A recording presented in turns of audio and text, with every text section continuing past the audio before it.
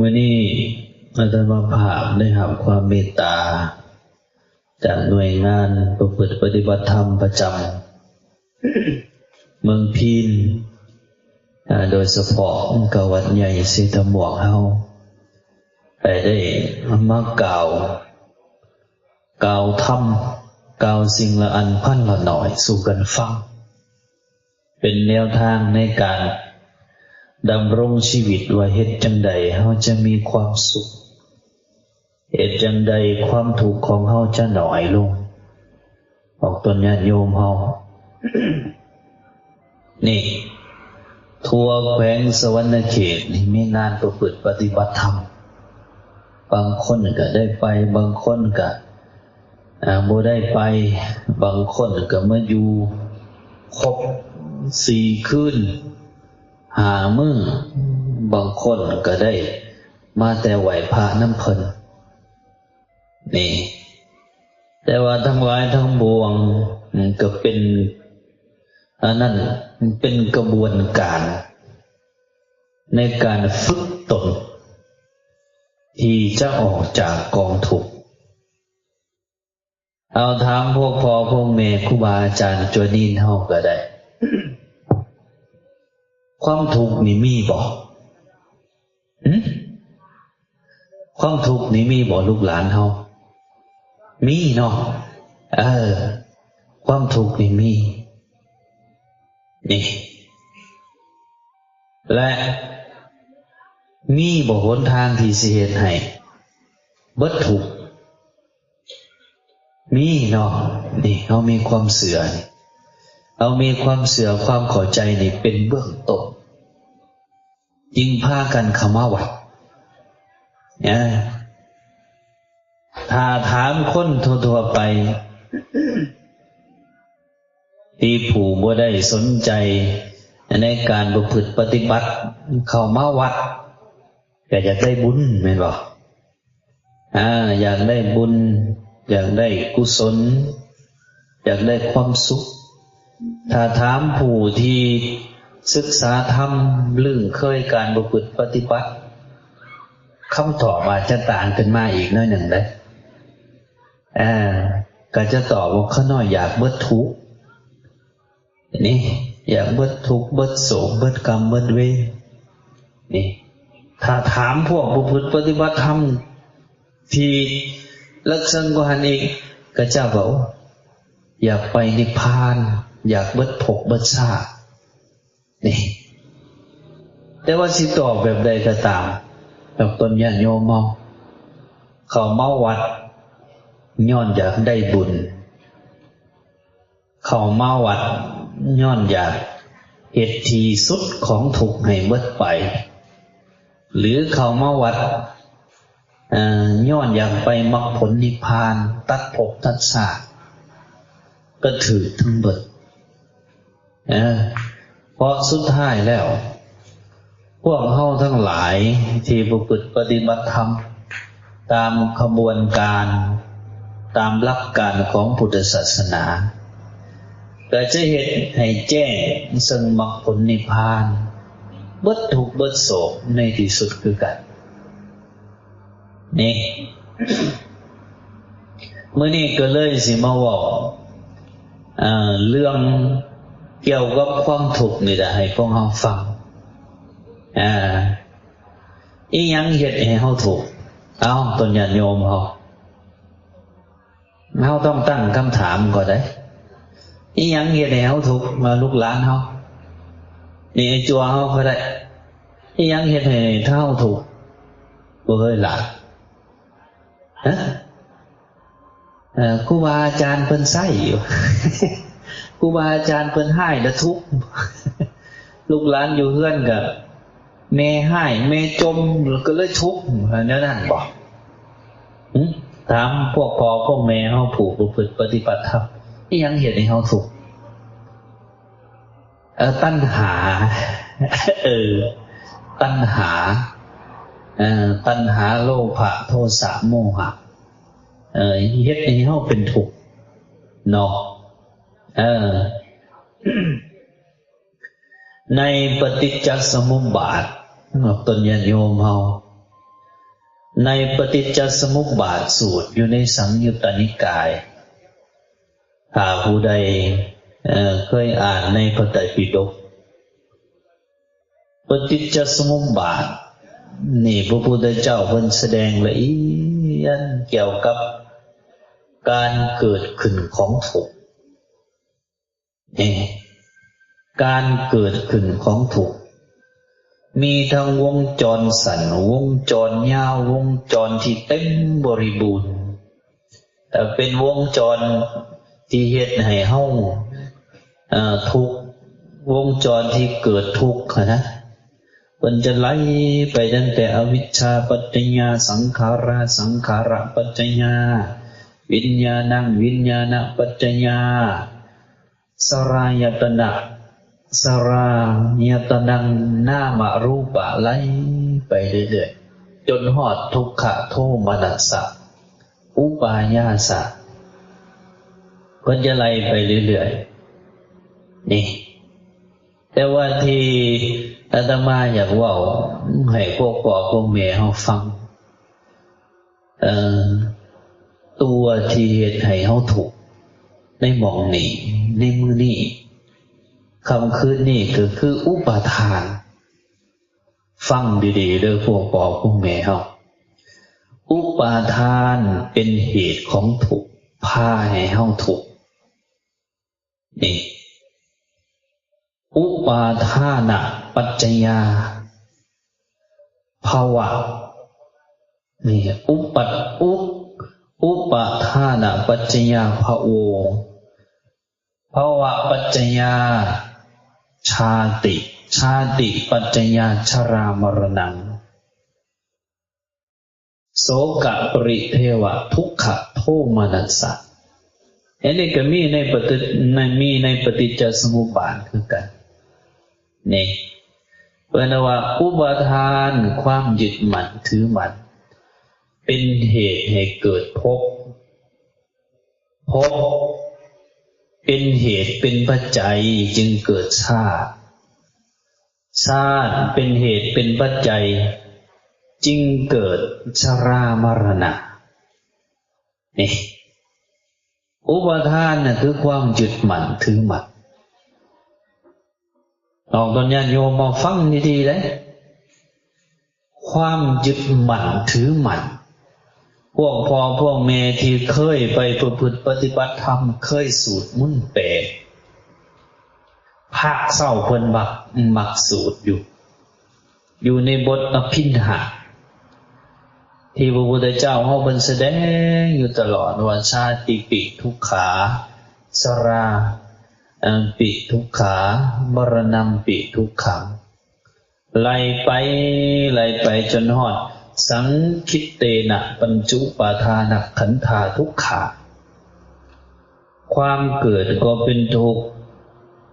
ความแก่ก็เป็นทุกข์ความเฒ่าความแก่ก็เป็นทุกข์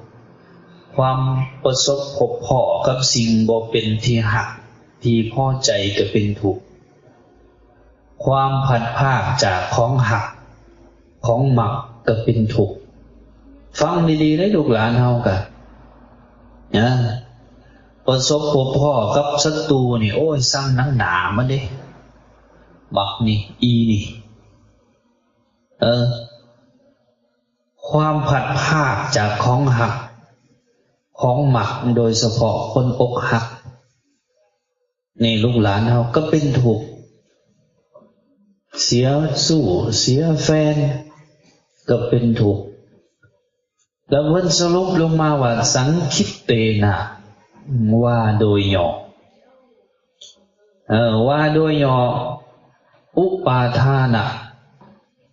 ขันธาทุกขาความยึดมั่นถือมั่นในขันธ์ห้านั้นเป็นทุกข์นี่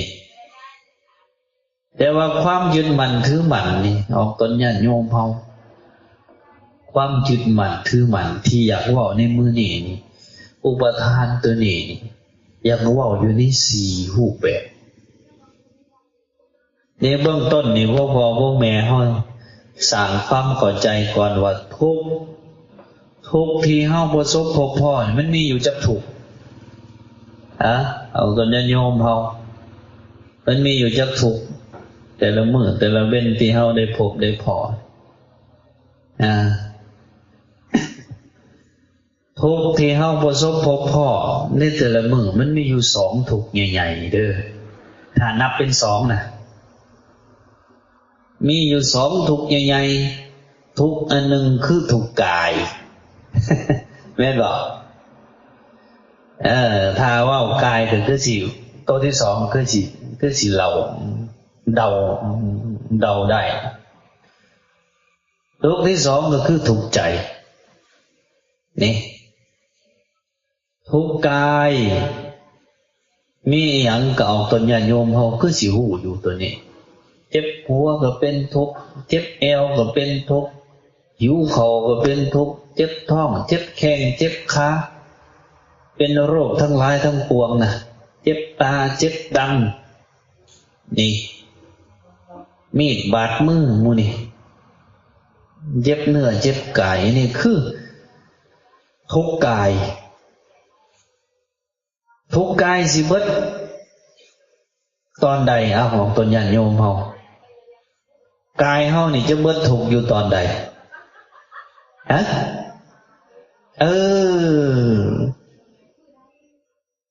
กายนี้จะเบิดทุกข์ตอนสิ้นลมหายใจลมไปไฟดับสิมียาวิเศษดีปานใดก็ตาม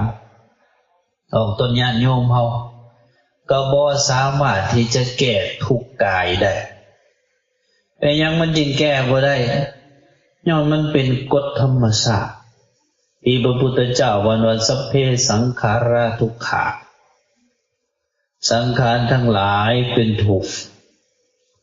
สังขารคือห่างกายกับจิตใจนี่สิมียาวิเศษคักปานใดก็แก้มันบ่ได้เดี๋ยวน้อยก็กินอาหารพิษเป็นอะไรกินเผ็ดๆกินตำบักหุ่งหลายเป็นอะไรเผ็ดกินสมหลายๆสิเป็นอะไรกินมะขามจำปะแดกเจ็บท้องถามบ่ได้ขี่สิเป็นอะไรสิเป็นอะไรไอ้จัวเจ็บท้องโมให้ขี่จังซี่นี่เป็นอะไรทุกข์มันบ่ปวดหัวดินอนดึกหลายหินจะโทรศัพท์โอ้ยบ่ได้พักผ่อนนี่เป็นหยังเมื่อยนั่นละเป็นทุกข์เป็นทุกข์ปวดหัวนี่บ่มียาแก้เพิ่นนี่นะมีแต่พอทุเลาห่างกายทุกข์กายจะเบิดไปก็ต่อเมื่อเฮาเอาไปยุ่นเข้ากองไฟจบนี่แต่ทุกข์ใจไว้เนี่ยทุกข์ใจจะเบิดตอนใดถามพ่อแม่เฮา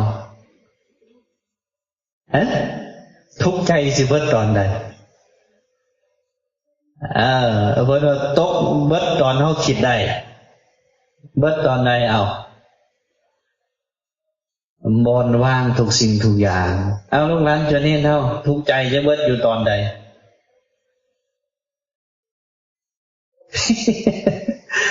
นี่เพราะว่าตอนนี้เฮากำลังแสวงหาหนทางแห่งความดับทุกข์หนทางที่สิเฮ็ดให้เบิดทุกข์ทุกข์ใจจะเบิดตอนเฮาเบิดสิ้นอาสวะกิเลสทุกข์ใจจะเบิดเมื่อเฮามีสติเท่าทันสิ่งต่างๆที่ผ่านมาทั้งตาหูดังลิ้นกายใจทุกข์ใจจะเบิดไปเมื่อเฮามีสติควบคุมบ่ให้โลภโกรธหลงเข้ามาหาจิตใจเฮาได้ที่อาตมาได้ยกเมื่อกี้นี่ว่าสติเตสังนิวรณังสติเป็นเครื่องกั้นบ่ให้ความโลภค ความโกรธความหลงบ่ให้ความโศกเศร้าเสียใจบ่ให้ความดีใจความเสียใจผ่านเข้ามาเฮ็ดให้จิตใจเฮาทุกข์โศกร้อนห้นอนทกานี่เฮาสิเฮ็ดให้ทุกจิตทุกใจเฮานี่เบิดได้ก็ต่อเมื่อเฮามีสติคอยกำจัดอุปทานออกไปที่เว้ากันนี่มีสติกำจัดความยึดมั่นถือมั่นมีสติขวางกั้นสิ่งที่บ่ดีบ่งามเข้ามาหาจิตหาใจเฮานี่หรือถ้าว่าแบบ เป็นตัวบุคคลก็คือทุกข์จะหมดไป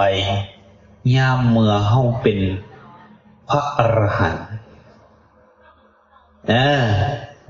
ถ้าเฮาอยากหมดคักหมดแน่ดีหรอตอนนี้ทุกจิตทุกใจเฮาก็มีแน่บ่มีแน่บางครั้งก็มีสติรู้เท่าทันก็บรรเทาลงยามใดสติบ่รู้เท่าทันก็วื้อขึ้นมาตัวนี้ของตนญาณโยมบ่ได้นี่นั่นสติในหลักการของการประพฤติปฏิบัติจริงสำคัญของตนญาณโยมเฮาอุปทานความยึดมั่นถือมั่นนี่นะมันจะมีผลต่อเฮาแท้ๆเฮ็ดให้เฮาทุกข์เฮาโศกเฮ็ดให้เฮาร้อนห้นอนทการก็ตัวเมื่อเฮาบ่มีสติแต่ถ้าเฮามีสติขึ้นมายามใดนี่อำนาจของอุปทานจะบ่มีผลนี่พวกเฮาเจ้าข่อยนี่นะที่นั่งกันนำกันนี่นะล้วนแล้วแต่มีอุปทานความยึดมั่นถือมั่นมีความยึดมั่นถือมั่นในทางพุทธศาสนาออกตนญาณโยมเฮามันมีอยู่4ประการใหญ่ๆให้จื้อน้ำกันได้1กามอุปาทานความยึดมั่นถือมั่นในกามคุณรูปเสียงกลิ่นรสโผฏฐัพพะยึดมั่นถือมั่นในรูปเฮารูปเขายึดมั่นถือมั่นนะใดยึดมั่นถือมั่นว่าโอ้ยมันต้องเป็นจังซี่มันต้องเป็นจังซั่นนี่อย่างรูปเฮาจังซี่เฮายึดมั่นถือมั่นนะใดโอ้ยตอนนี้มันเหี่ยวเลยเนาะเฮ็ดจังใดจังสิบ่เหี่ยวโอ้มันคือขี้ร้ายแท้พวกเขาคืองามแท้นี่เสียงคือกันเสียงคือกันกินคือกันรสคือกันพวกเฮาลองสังเกตเบิ่งก็ได้นี่โดยเฉพาะเฮามาประพฤติปฏิบัติธรรมเฮาตักอาหารส่วนใหญ่เฮาบ่ค่อยได้ตักตามสติปัญญาปานใดหรือว่าง่ายๆก็บ่ได้ตักตามหลักโภชนีมัตตัญญูตาเท่าที่ควรส่วนหลายตักเอาตามที่ตัวเองมักเห็นนี่โอ้ยเป็นตาแซ่บตักเอาก็นะเห็นนี่เป็นตะมักตักเอาก็นะนี่อันนั้นล่ะคือเฮายึดมั่นถือมั่นอยู่กับรสบางคนตักเอาจนเต็มโอบางคนก็ตักเอาจนเต็มบาตรกินแล้วก็เหลือไปนะเวลานั้นบ่แม่นอันนั้นล่ะคืออำนาจของอุปทานที่เฮาบ่มีสติครูบาอาจารย์บอกของตนญาณโยมครูบาอาจารย์เฮาพิจารณาเด้อให้มีโภชนีมัตตัญญูตาอุปมาในการฉันเด้อเลือกอาหารที่มันมี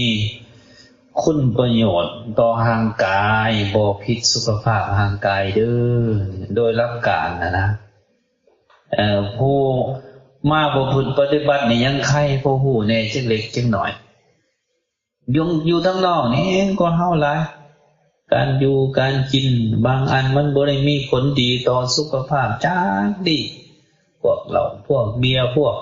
ยาหมองยาม่ามื้อนี้แต่เฮาก็ยังได้เฮ็ดยังได้เสพยังได้กินอันนี้แหละคืออำนาจของอุปทานที่มันปราศจากสตินั่นพ่อแม่เฮากามุปาทานความยึดมั่นถือมั่นในกามผู้สาวเฮานี่โอ้ยชายอื่นสิมัดหยอกบ่ได้เด้ผู้บ่าวเฮาก็คือกันผู้สาวอื่นสิมาตาเสียงใจก็บ่ได้เด้นี่แหละคืออำนาจของอุปทานผัวเฮาเมียเฮานี่เป็นแล้วนั่นพวกแม่เฮากามอุปาทานโตทวิตเลยสีรัพตุปาทานความยึดมั่นถือมั่นในศีลพจน์ขอวัดปฏิบัติ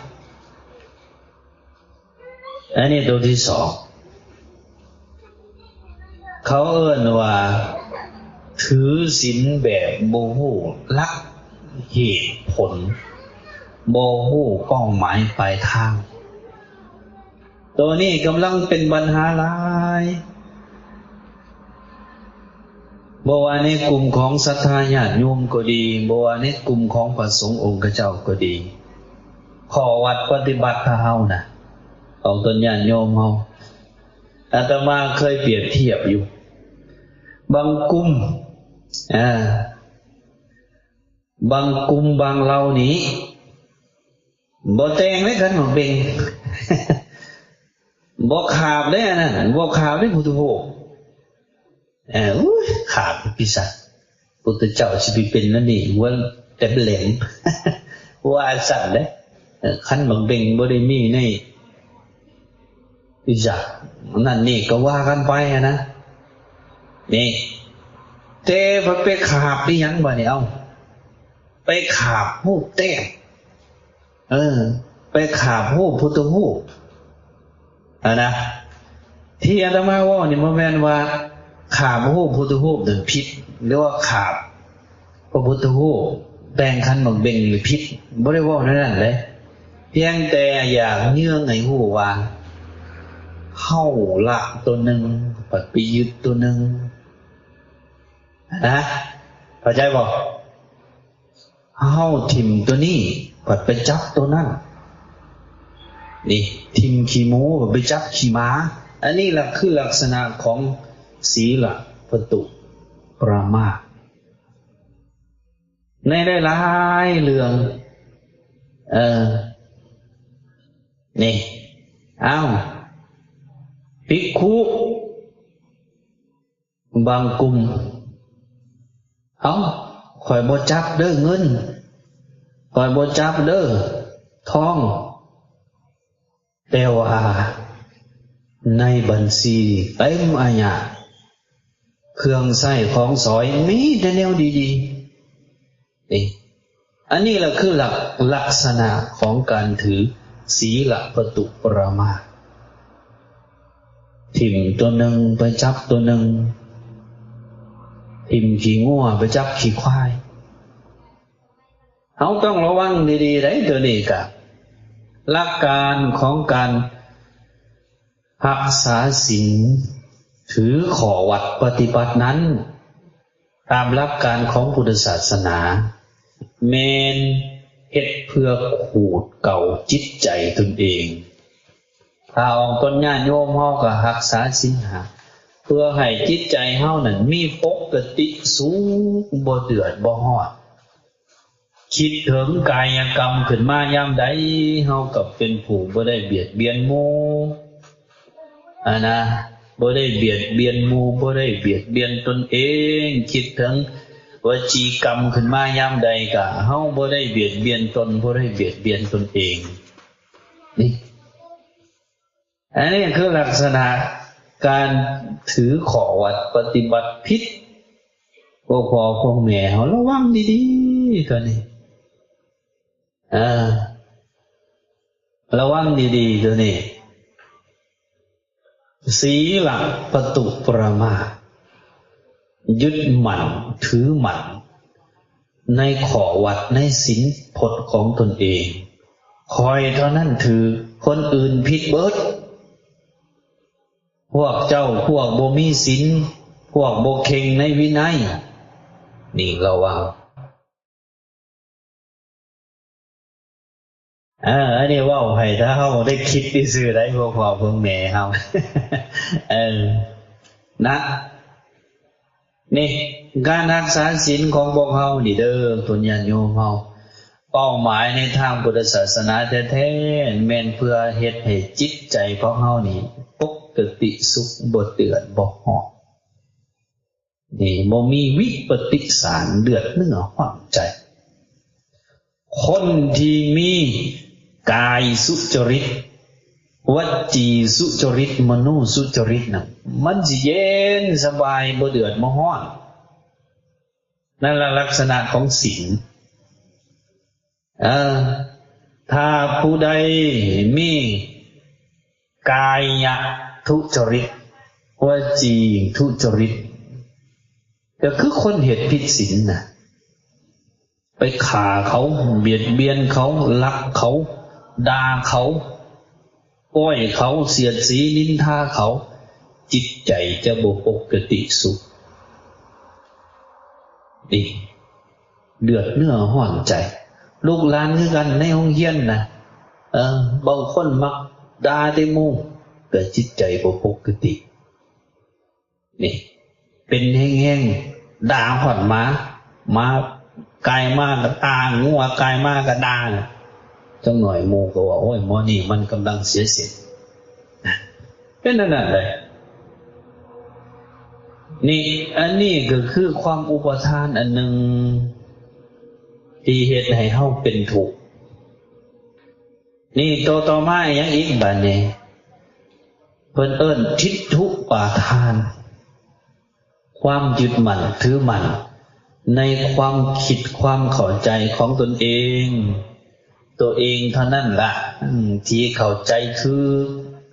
ตัวเองนี่ล่ะสุดยอดความคิดของข่อยนี่ล่ะถึงแท้ๆผู้อื่นนั่นผิดเบิดตัวนี้ก็อันตรายโดยเฉพาะพวกที่ท่องจำพระไตรปิฎกท่องจำพระสูตรนั่นพระสูตรนี่ได้หลายๆนี่ระวังโลดแต่บ่มีสติเตสังนิวารนังมาเกิดตัวนี้แหละมาเกิดศีลประตุประมาทมาเกิดทิฏฐุ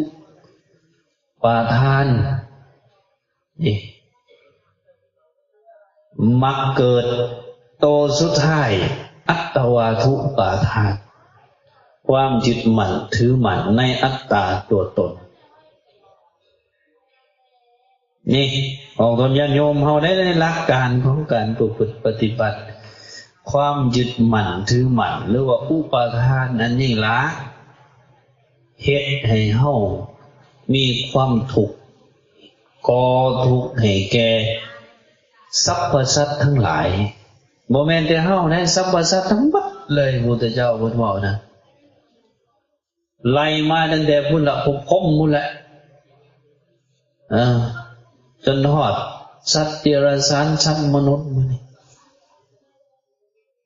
อุปาทานความยึดมั่นถือมั่นนี่แหละผูกภพผูกชาติผูกสรรพสัตว์อยู่กับวัฏสงสารพวกเฮาจริงทุกข์แล้วทุกข์อีกทุกข์เรื่อยไปของคนญาติโยมเฮาได้นี่กามุปาทานศีลประตุปาทาน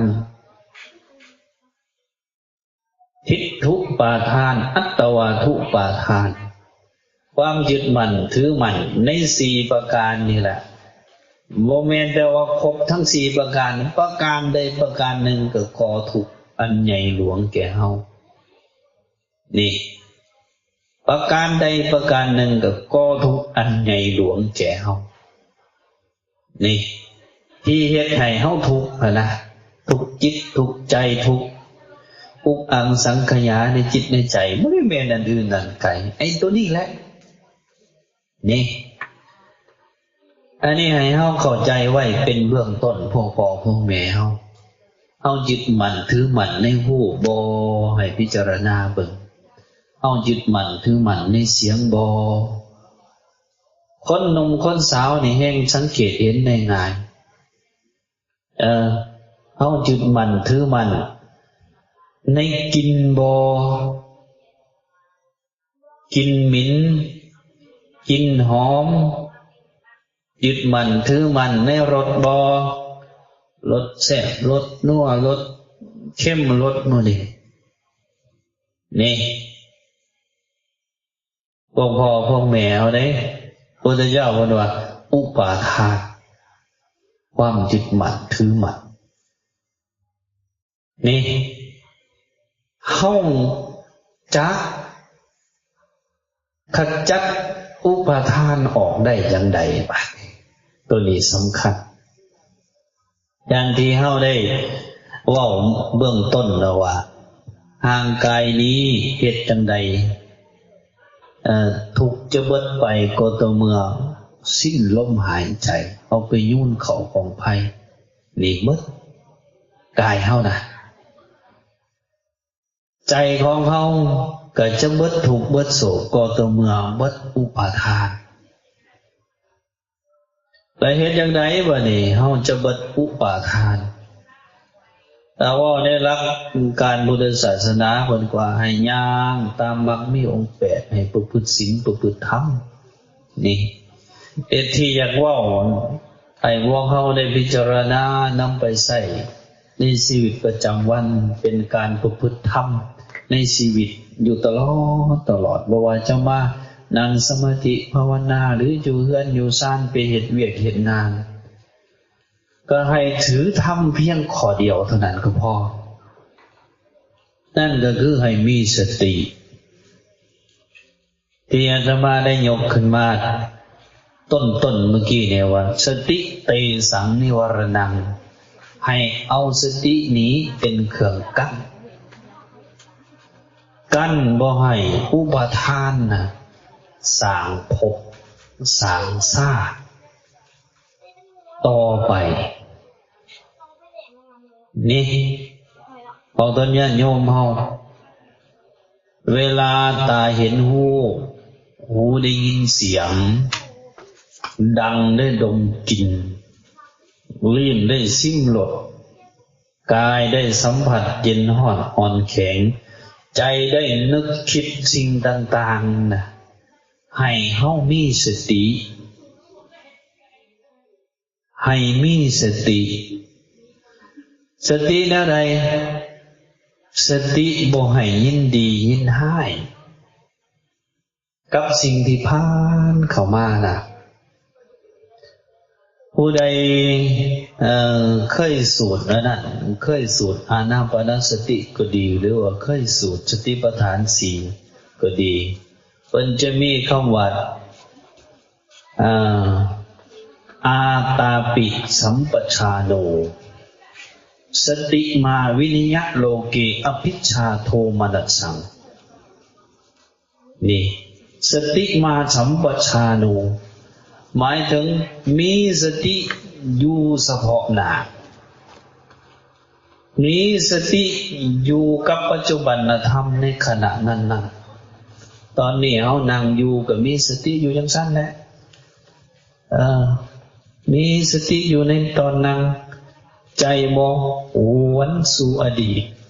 ใจบ่ภาวะพะวงต่ออนาคตมีสติอยู่กับการนั่งนี่หรือเฮานั่งสมาธิเห็นลมหายใจเข้าออกกำหนดลมหายใจเข้าออก ก็มีสติอยู่กับลมอาตาปิสัมปชาโนมีสติอยู่เฉพาะหน้า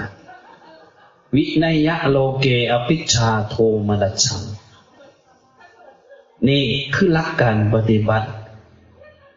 วิริยะโลเกอภิชฌาโทมนัสสังคือกำจัดความยินดียินร้าย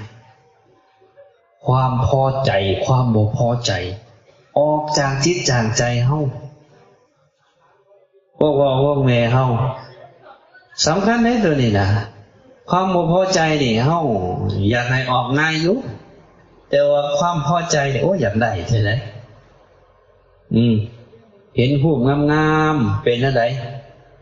พวกพ่อพวกแม่เฮาเห็นรูปงามๆไอ้จัวเฮาก็ได้เห็นผู้สาวงามๆนี่อยากเห็นอะไรอยากแนมเบิ่งผู้สาวเห็นผู้บ่าวงามๆกายทางมากก็แนมเบิ่งยิ้มน้อยยิ้มใหญ่นี่ถึงบ่ได้ล้มเขาก็ได้เห็นผู้บ่าวกายทางมาเนี่ยโอ้ยง่วงซ้ายง่วงขวาแนมหน้าแนมหลังยิ้มน้อยยิ้มใหญ่บางคนแอมใส่นำนี่ผู้บ่าวเห็นผู้สาวกายทางมาก็คือกันอันเดียวกันนั่นแหละนี่พระพุทธเจ้าพูดว่าวินัยะโลเกอภิชฌาโทมนัสสังนี่หลักการปฏิบัติอยู่ในสติปัฏฐานสี่พวกพ่อพวกแม่เอาจิตปฏิบัติสายใดก็ตามก็ตัวนี้แหละสติเตสังนิวรณังไอ้มีสติเวลาหูได้ยินเสียงตาได้เห็นรูปนี่มีสตินะใดสติเพื่อที่จะกำจัดฟังดีๆได้กำจัดความพอใจความบ่พอใจออกจากตัวเองนี่คนที่จะประพฤติปฏิบัติธรรมเข้าถึงความสุขขั้นสูงที่เป็นฌานว่าจะเป็นปฐมฌานทุติยฌานตติยฌานจตุตฌานต้องกำจัดพวกนี้อยู่ในถิ่นที่เงียบสงบที่เป็นกายวิเวกจิตใจบ่เกือกกลัวด้วยอกุศลทำแล้วก็มีสติอยู่เฉพาะหน้ากำจัดความพอใจความบ่พอใจออกมีสติตั้งมั่นอยู่กับอารมณ์กรรมฐานของตนเองจนเกิดวิตกวิจารปิติสุขเอกคตาก้าวเข้าไปนี่จิตใจวางลงโดยเฉพาะผู้ใดที่ถึงจตุตฌานแห้งน่ะจิตใจเนี่ยแห้งว่างทั้งสุขว่างทั้งทุกข์มีอุเบกขาอยู่นี่มีสติที่บริบูรณ์อยู่ในตอนนั้นนี่ของต้นยันโยมอะไรอันนี้ว่าเรื่องการปฏิบัติให้เราฟังเนาะเฮ็ดจังใดพวกเราจะมีความสุขเฮ็ดจังใดเราจะกำจัดทุกข์ให้ได้นี่ยามใดที่เฮาบ่มีสติอำนาจของอุปทานน่ะจะมาบีบคั้นเฮาอำนาจของอุปทานที่เกิดจากตาเห็นรูปมานะนี่ตาเห็นรูปหูได้ยินเสียง เอาอะไรเป็นเบื้องต้นก็ได้ในปัจจุบันขณะตานี่จักขุเห็นรูปตาเห็นรูปเกิดจักขุวิญญาณหูแจ้งทางใจสามอันนี้รวมกันเป็นผัสสะถ้าบ่มีสติพวกพ่อพวกแม่เฮาถ้าบ่มีสติมันจะเกิดเวทนาสุขใจทุกข์ใจดีใจเสียใจฟังดีๆเลยตาเห็นรูปเกิดจักขุวิญญาณหูแจ้งทางตาหูได้ยินเสียง เกิดโสตวิญญาณหูแจ้งทางหูนี่ดังดมกลิ่นเกิดฆานวิญญาณหูแจ้งทางดังลิ้นได้ชิมรสเกิดชิวหาวิญญาณกายได้สัมผัสเย็นร้อนอ่อนแข็งเกิดกายวิญญาณใจได้นึกคิดสิ่งต่างๆเกิดมโนวิญญาณสามอันนี้ประกอบกัน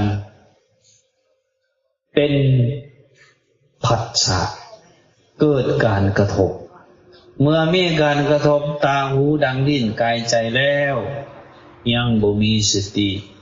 ก็เกิดเวทนาดีใจสุขใจเสียใจทุกข์ใจนี่เกิดเวทนาทั้งตาทั้งหูทั้งดังทั้งลิ้นทั้งกายทั้งใจนะเกิดเวทนายังบ่มีสติอีกยังต่อยังบ่มีสติต่อยังบ่มีสติอีกเกิดตัณหาอยากได้อยากตีอยากเตะนี่ยังลูกหลานเฮาก็ตาเห็นหูตานี่นะผู้บ่าวไปเห็นผู้สาวซะตาเห็นหูผู้สาวน่ะโอ้เกิดจักขุวิญญาณหูแจ้งทั้งตาว่าโอ้ยผู้ใดสาวนี่คืองามแท้บ้านใดน้อโอ้นางบุญมีลูกของอีนายนะโอ้ยงามเลยอายุโอ้พอดีนี่เป็นภาษาได้นะเกิดภาษายังบ่มีสติอยู่เวทนาตามมาดีใจ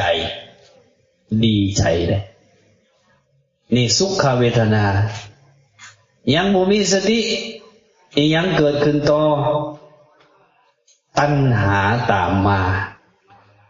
อยากได้ นี่หายังบ่มีสติอีกอุปาทานตามมายึดมั่นถือมั่นจะต้องได้มาครอบครองจับจองเป็นเจ้าของจะได้ลงมือเห็นแล้วใดเขาไปขอเบอร์เขาไปถามเขาไปลงโทรหาจีบกันไปกันมานั่นแหละคือขบวนการที่สิเฮ็ดให้เฮาเกิดทุกข์ยังบ่มีสติต่ออีกยังสิเกิดภพเกิดชาตินี่แต่งงานเอาลูกเอาผัวยังกันไปก็ว่ากันไปเอาตนญาติโยมนี่นั่นแหละพระพุทธเจ้าเพิ่นจึงว่าให้มีสติเตสังนิวรณังการประพฤติปฏิบัตินี่ธรรมตัวนี้นี่ถ้าสิจัดว่าเป็นหัวใจของการประพฤติปฏิบัติก็ว่าได้เจ้าสิประพฤติปฏิบัติแบบใดก็ตามแบบยุบน้อพองน้อแบบยกมือเฮ็ดเป็นจังหวะหรือสิบริกรรมสัมมาอรหังพุทโธหรือสิเบิ่งลมหายใจเข้าออกนั่นได้ก็ตามเอาคุณญาติโยมเฮาถ้าจะก้าวเข้าสู่ความพ้นทุกข์ได้หากจะเป็นสัมมาปฏิปทาของปฏิบัติที่ถูกก็ต้องมีสติเอาสตินี้เป็นเครื่องขวางกั้นเพื่อที่จะกำจัดความดีใจความเสียใจ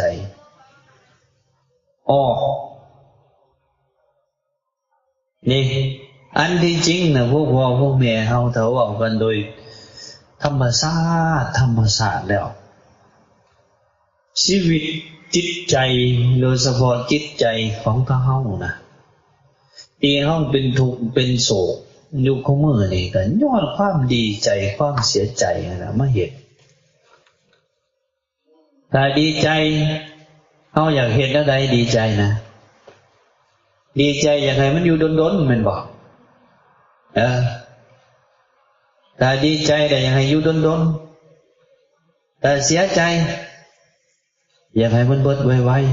ๆนี่เขาเห็นได้ง่ายๆอำนาจของความอุปทานแต่ผันลืมคิดไปซะว่าในโลกของความเป็นจริงนะบ่ว่าจะเป็นความดีใจก็ดีความเสียใจก็ดีมันก็เป็นสังคตธรรมเป็นสังคตธรรมที่ตั้งอยู่ในกฎเกณฑ์ของอนิจจังทุกขังอนัตตานี่พวกพ่อพวกแม่ความดีใจกับบ่เที่ยงเป็นทุกข์เป็นอนัตตาความเสียใจกับบ่เที่ยงเป็นทุกข์เป็นอนัตตามันเกิดขึ้นกับเฮายามใดบ่มีสติแล้วทุกข์ทรมานดีใจเกิดขึ้นกับเฮาบ่มีสติโอ้ยมึงคือข้าวเดียวหายไปแล้วสุขใจบ่พอเท่าใดทุกข์เกิดขึ้นมาอีกแล้วนะเสียใจเกิดขึ้นในจิตในใจโอ้ยคือนานเบิดแท้นานเศร้าแท้ปล่อยคือกรรมคือเวรแท้นะเจ็บไข้ได้ป่วยก็บ่เศร้าจักเทื่อน้อก็มีกรรมมีเวรแท้นะนี่เอ็นที่จะได้พิจารณามีสติบังความดีใจก็ดีความเสียใจก็ดีนี่อย่าให้อุปทานเขามาครอบงำเฮาอันนี้คือหนทางที่จะเฮ็ดให้เฮาบ่ทุกข์ได้ของตนญาติโยมเฮานี่คือหนทางที่สิเฮ็ดให้เฮาบ่ทุกข์เฮานั่งสมาธิก็ดีมันเป็นหยังก็บ่สงบอันนี้แหละอุปทานความยึดมั่นถือมั่นเจ็บแข้งเจ็บขาขึ้นมาน้อยหนึ่งกำลังเสียได้พิจารณาเห็นหลักของอนิจจังทุกขังโอ้ยเจ็บแข้งเจ็บขาเปลี่ยนปึ๊บนั่นบ่มีสตินี่อาณาพวกแม่เฮาสำคัญนะว่าสิอยู่กับลมหายใจเข้าหายใจออกครับคราวเดียวจิตใจเฮาก็หวนระนึกไปหาอดีตหวนไปหาเรื่องที่เคยผิดหวังเพื่อนชานบ้านซอยหวนระนึกไปถึงสิ่งที่เฮาหักเฮาแพงนี่อำนาจของอุปทานมันพาไปบางเทื่อก็อ้าวพุทโธเด้อพุทโธเด้อเล่นไปสู่อนาคตเลยเพราะว่าพะวงนั่นนี่เลยบ่ได้อยู่กับปัจจุบันนี่สติมันบ่แข็งแกร่งเลยสติเฮาบ่เข้มแข็งนะเฮาตุญญาโยมจึงต้องอาศัยการฝึก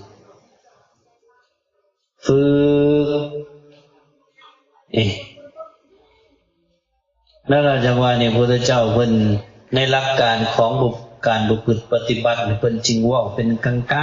งๆแต่ว่ามันหนึ่งกวมทุกสิ่งทุกอย่างกวมของปฏิบัติทุกๆของที่ว่าสติเปสังนิวรณังคนที่จะนั่งสมาธิได้ก็อาศัยสติคนที่จะบรรลุมรรคผลนิพพานได้ก็อาศัยสติคนจะกำจัดความทุกข์ความโศกอีหยังได้ก็อาศัยสตินี่คือกันกับขั้นฝ่ายใหญ่เพิ่นเด้อเป็นเครื่องกั้นเป็นเครื่องขวางบ่ให้บาปบ่ให้อกุศลแล่นเข้าสู่ตนเองไอ้สตินี่นะต้องอาศัยการประพฤติปฏิบัติฝึกของพ่อของแม่เฮานี่ถ้าว่าโดยเนื้อแล้วอุปทานที่ครอบงำจิตใจของเฮานี่แหละพาให้เฮาทุกข์พาให้เฮาอุกอังสังขยาพาให้เฮาเวียนตายเวียนเกิดถ้ายามใดที่เฮามีสติมีแม้แต่น้อยเดียวมี10 นาทีก็เป็นสุขได้ทุกข์หายไป10 นาที มี20 นาทีทุกข์ก็หายไป20 นาทีมีเบิดมื้อทุกข์ก็หายไปเบิดมื้อได้สติน่ะเมื่อนี้ถ้ามีตลอดชีวิตเดียวทุกข์ก็หายไปตลอดชีวิตนี่มันเป็นนั่นน่ะเห็นบ่นี่แล้วเราจะว่า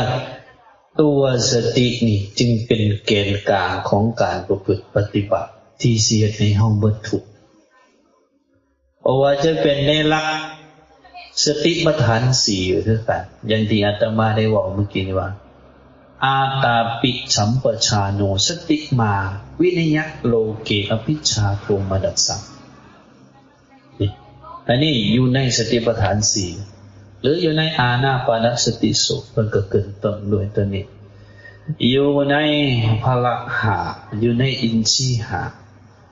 เพิ่นก็ให้มีแกนกลางศรัทธาวิริยะสติสมาธิปัญญาเอาสติเป็นแกนกลางในการประพฤติปฏิบัติเอาสติเป็นตัวตั้งประคับประคองจิตใจเฮาบ่ให้เกิดความดีใจบ่ให้เกิดความเสียใจนี่พวกพ่อพวกแม่เฮาประพฤติปฏิบัติได้แบบนี้อย่างที่ได้ว่ามีสติ10 นาทีทุกข์ก็หายไป10 นาทีมีสติ20 นาทีทุกข์ก็หายไป20 นาทีมีสติเบิดมื้อทุกข์ก็หายไปเบิดมื้อมีสติอยู่ตลอดชาติตลอดชีวิตทุกข์ก็หายไปตลอดชีวิตพวกเฮาที่จังหน่อยสุขจังหน่อยทุกข์บางมื้อก็หัวบางมื้อก็โอ้ยจมทุกข์จมยากบ่ได้แม่นแนวอื่นได้ขั้นฝายใหญ่มันขาดบางเทื่อก็ขาดบางเทื่อก็ป้านทัน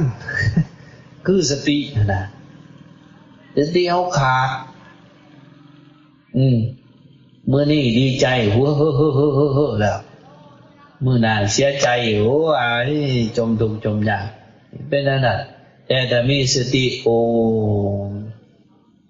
เท่าทันสิ่งต่างๆที่ผ่านเข้ามาทั้งตาหูดังลิ้นกายใจนี่ก็จะขวางกั้น